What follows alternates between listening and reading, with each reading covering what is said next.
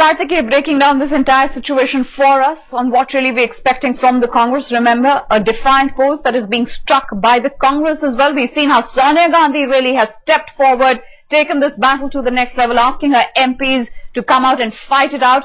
Atish, coming back to you now, as far as the BJP is concerned, what do you think has gone wrong for them? They came out with this big offensive against the government. It seemingly fizzled out. In fact, we'll try to establish that link with Atish in just a bit. But let me come back to you, Karthikeya, in on this. You're saying that there's the likelihood of a Prime Minister's statement on this, but lots of technicality is also involved.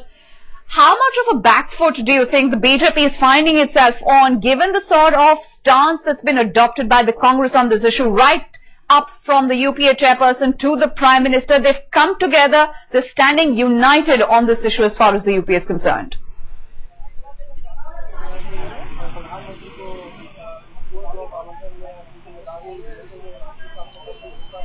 Karthikeya, can you hear me? Yes, Nida, I can hear you. Karthikeya, what I'm trying to ask you is the study in contrast really between the NDA and the UPA. You've got a united front as far as the UPA is concerned on the one hand. On the other hand, NDA not standing together on this issue. How much has that been a setback for the BJP in its campaign over this Coalgate controversy, Karthikeya? Nida, that's the million-dollar question, whether this issue is going to behave like the way the presidential election worked for the Bharatiya Janata Party, where NDA was in tatters actually, and it solidified UPA and many other parties behind Pranab Mukherjee's candidature.